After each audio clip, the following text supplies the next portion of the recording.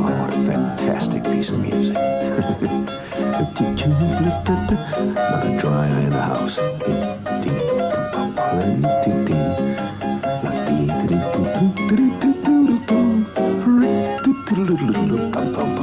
Rickety tip. Now I want all of your muscles to be relaxed, see? Just let it all go. I want you to concentrate. I want you to imagine the smell of popcorn. Popcorn. You can smell that butter and that salt. Popcorn. Oh, it's a great smell. If you smell it hard enough, you can also smell the faint aroma of petrified Wrigley spearmint gum that you find on the bottom of those seats. And when you think of popcorn, what do you think of? Saturday afternoon. Next to me there is Schwartz. On the other side is Flick. And there's an endless succession of cowboys riding over endless hills, thunderously galloping after endlessly rolling stagecoaches. The West. Yeah. There's no stretch of real estate anywhere on the planet that is more romanticized, talked about, dreamed about, written about, and in general stands alone than the West, the American West. You go to France, and little kids run around wearing American cowboy holsters. You go to Holland, and they're walking around pretending they're Cheyenne. The West.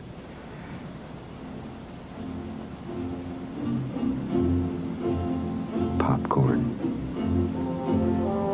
Saturday afternoon. But what a beautiful piece of real estate it is. And you know, the one thing you never saw in those movies, you never saw winter. It always looked like it was summertime in the West, where those cowboys lived. The hills were always purple, and the rivers were always gleaming in the sun. Kirk Douglas sat there and chewed on a blade of grass and looked hard as nails. And where we lived, oh man, I'll tell you, it was 9 months out of the year. The snow was up to your belt buckle. And the West seemed so beautiful, so untouched.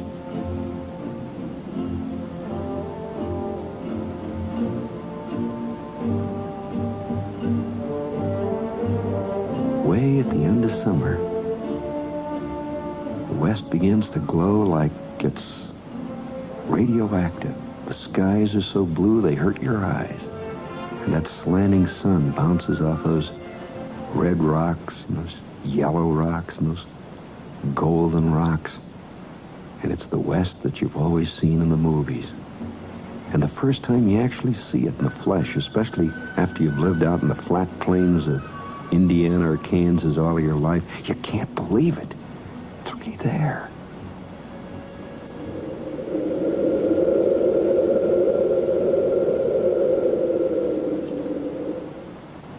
And in October, the first snowstorm slowly is approaching. The Rockies. Isn't that an exciting name, the Rockies? Medicine Bow. Garden of the Gods. Badlands. Cheyenne. It's a great name for a town.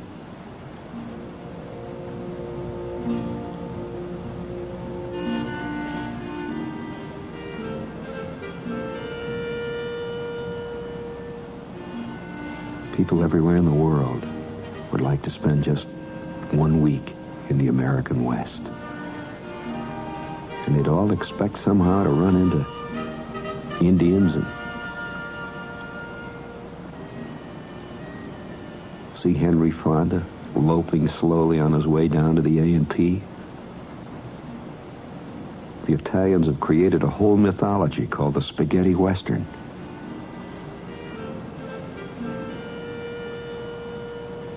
Just outside of Marseille, I saw a big sign beside the road, Marseille, France. It had a tremendous green cactus painted on it. And in French it said, "Go to the American West," with a big exclamation point.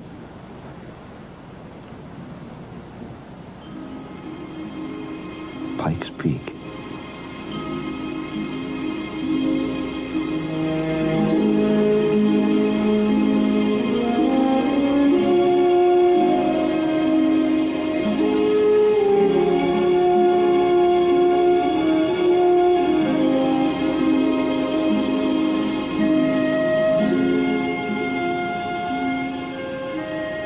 And now we're in Elk Valley, Estes Park.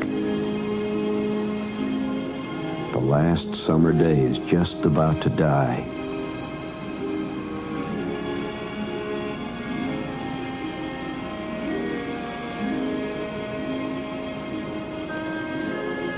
That haze over the sun, high cirrus clouds, snow clouds carrying ice.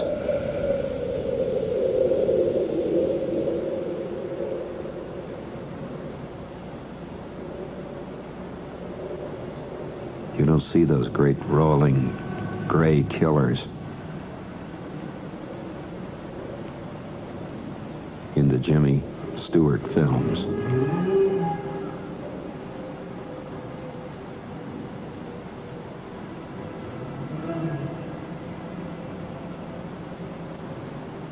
And just before the first snow,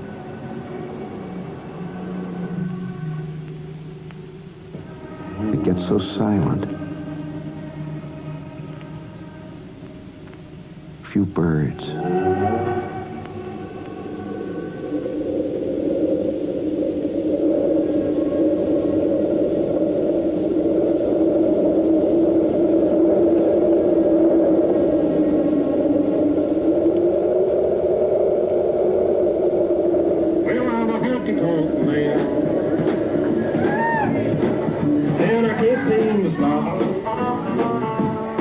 And in places like Cripple Creek,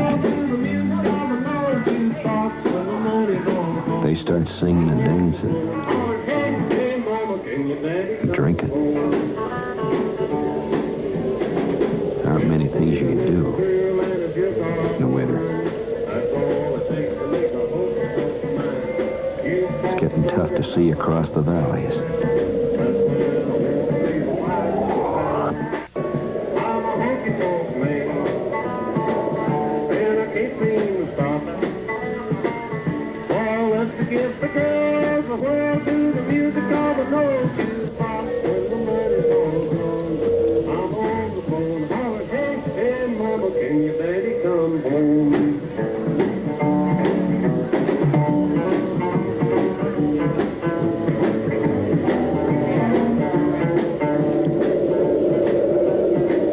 About 4 miles away, maybe less, the elk are growing that long winter coat. The bears are starting to dig around at the base of trees looking for a place to sleep. The fish are lying low down at the bottom of those rushing creeks.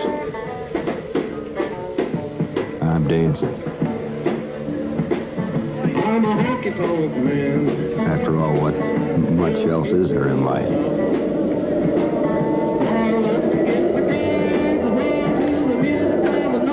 I'm a honky-tonk man. Ain't no good.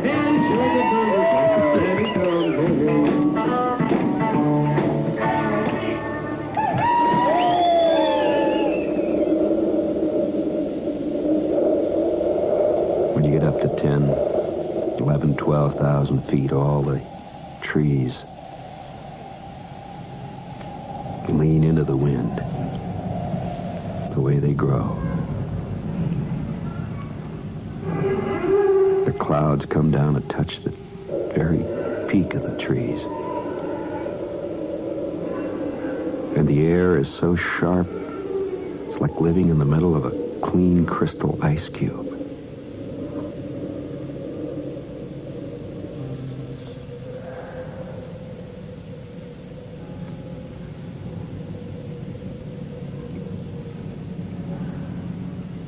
You gotta get what you can.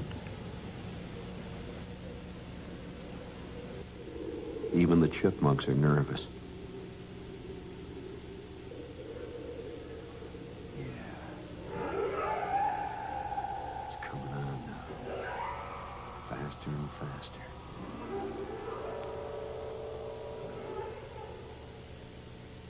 Woo! Wow. We are standing in the middle of the first Rocky Mountain blizzard of the season. And we're at about the, I would estimate us to be at about the 12 to 13,000 foot level.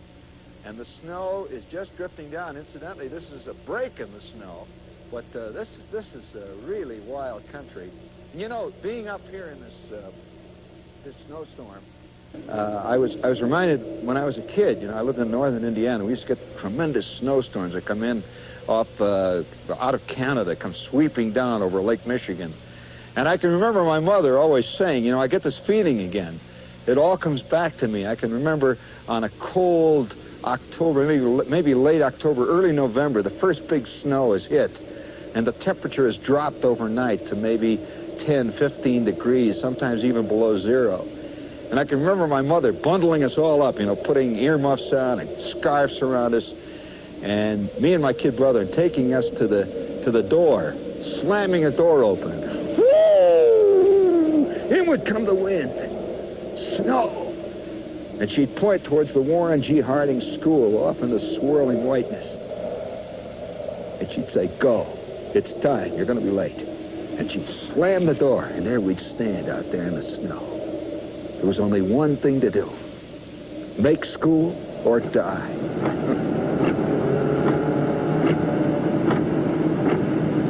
Now the winter really hits in. The first snowstorm lays down on that big highway. The road past Cheyenne, Boulder City.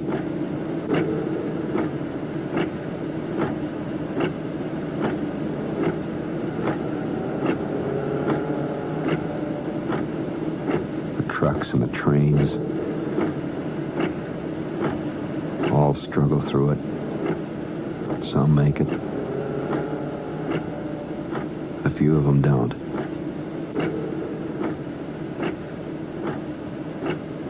And driving in this cross, bitter wind that comes down over the Wyoming prairies is a trick in itself.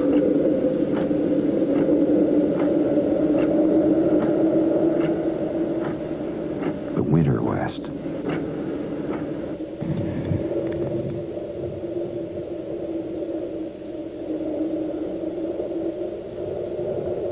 Tiny, pathetic figure with a frozen radiator out on USA struggles towards an oasis. What would we Americans do without motels? I always used to wonder what those guys in those covered wagons did when they needed a hot dog or something. I used to wonder why all the wheels went backwards on the stagecoaches, too.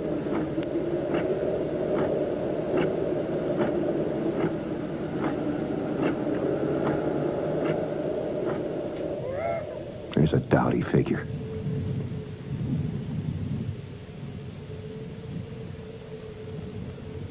Well armed with his American Express card.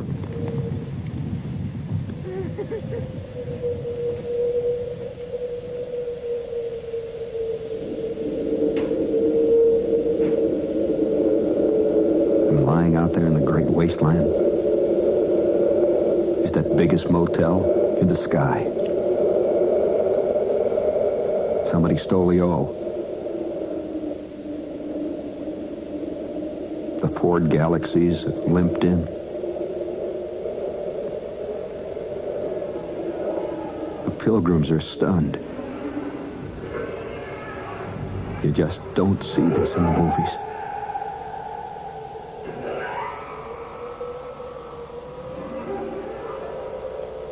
I believe that the motel is to the Americans what the oasis is to the Bedouins in the Sahara.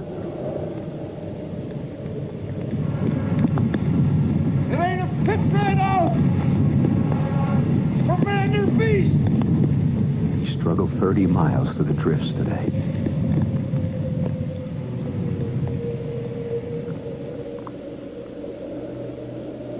This motel is decorated like the Grand Palace at Versailles.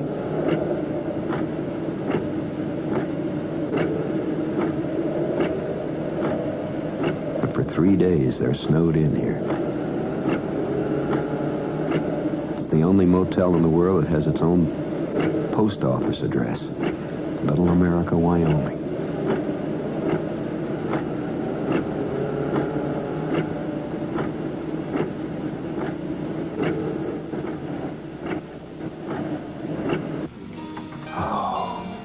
Blessed relief.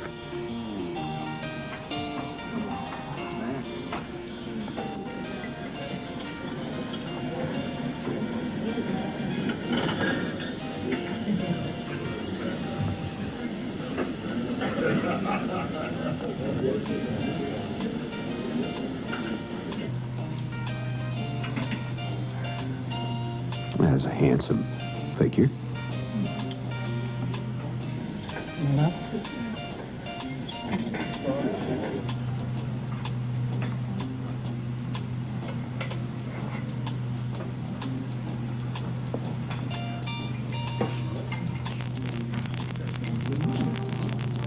They eat pretty high off the hog in the old chuck wagon here.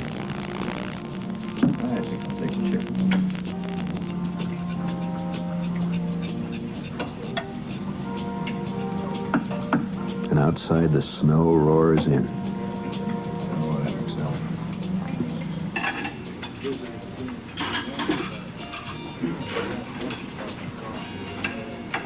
Just outside that window, a herd of antelope huddled in the sagebrush against the wind.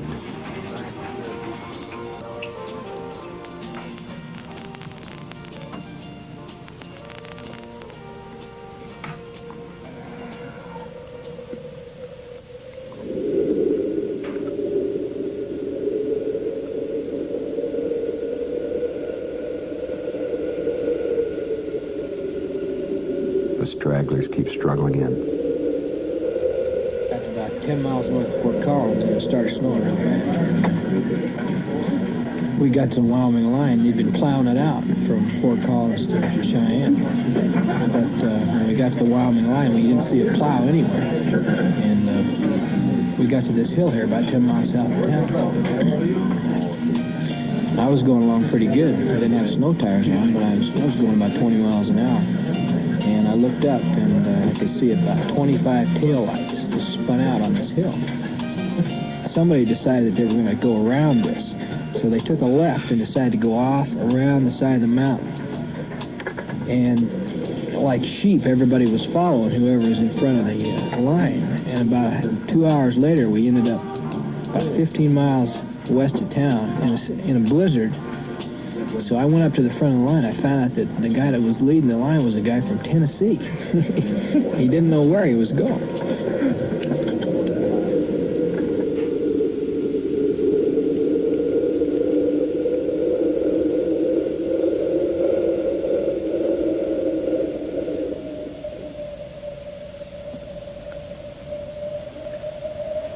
Well, wind was blowing hard out there, maybe 40, 50 miles. I was knee-deep in snow, drifting across. Antelopes, even the antelopes were trying to hitchhike a ride in here to Little America. Pick up on one of this fine scoff. The way life goes. Play it the way it is. That's all I can say to you. My Uncle Carl used to say that. In fact, I'll never forget him one time. He got a snoot full of White Lightning. He loved to drink. He's sitting there leaning over the kitchen table one day, singing, head drooped lower and lower. Next thing you know, his head's down in the cream wheat. Mother said, "What's the matter with Carl?" My old man says, "He's sleeping in the cream of wheat."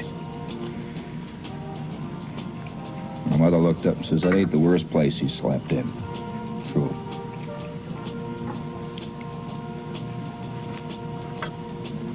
So I only suggest you get out on the road. Maybe you'll see something what it's about. Get a little fist fighting time in. It's good to feel that snow up around the hips. That's what my Uncle Tom used to say. Of course, one time he wandered off into the middle distance and I never saw him again. Little American, I love you.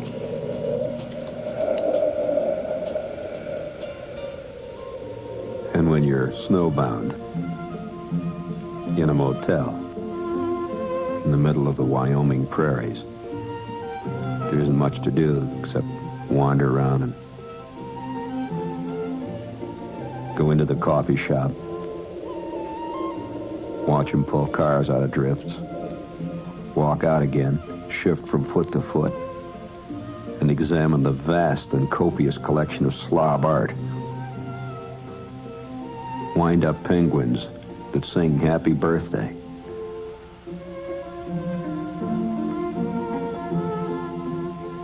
Senoritas with transistor radios in their navels. And our elegant new greeting cards, replete with slob sentiments. Glasses for every state in the Union. Some of them light up in the dark.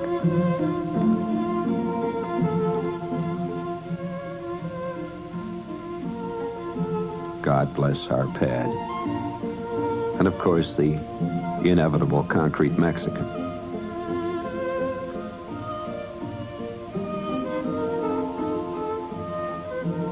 I wonder what it's going to be like when the archaeologists of the year 3000 dig some of this up. But that doesn't matter. Not really. With that cold out there whistling and howling and the night coming on. Another long night in the snow. Scotch and soda. In your eyes,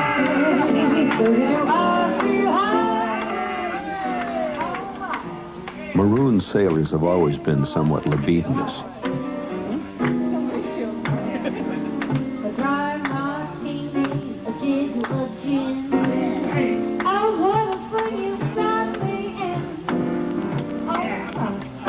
You're looking at the real thing. A group of pilgrims.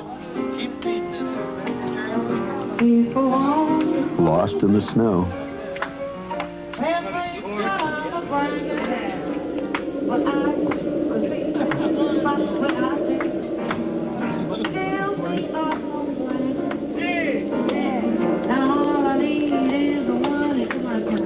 Somebody's mother.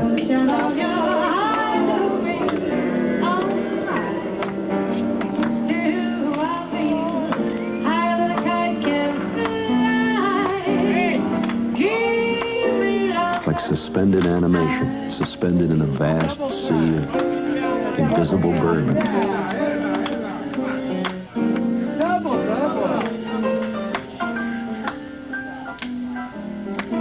Wonder what Kit Carson would have thought of this crowd. Probably would have understood it pretty well. Just like the old gang. Now, if this was a Western movie, someone would throw a bottle through the mirror. How many motel rooms have you lived in? Yeah. So many, I can't count them all.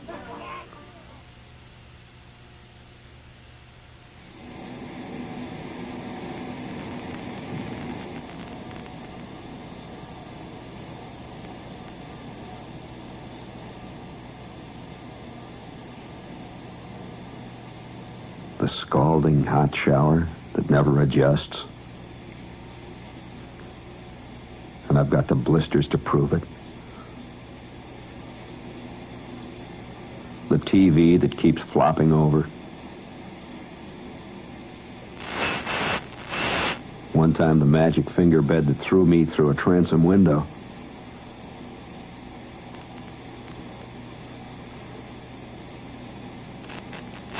Oh, in the West, they do it right. They do it right. There's a phone in every alcove.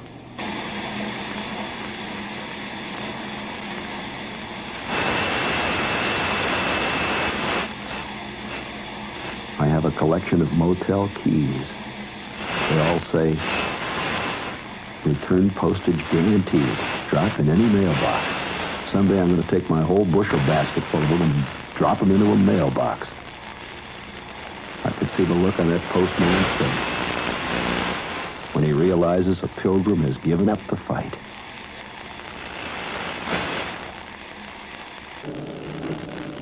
You ever wake up sometimes, maybe around 3 o'clock in the morning, you look up at the ceiling, the blackness, and you feel that terrible urge to see it all, to get on the road, to smell the pine trees, watch all the rivers, see all the skies, climb all the hills. Get this feeling you gotta bust out, you gotta keep moving, floating. The feeling of the road pounding under your feet. That's American. You're an American. We're movers. We've got the great itch.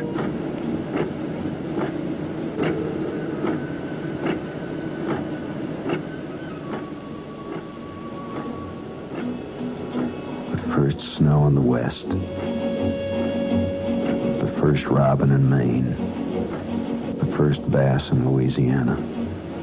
And the snow coming into the Rockies. It's America.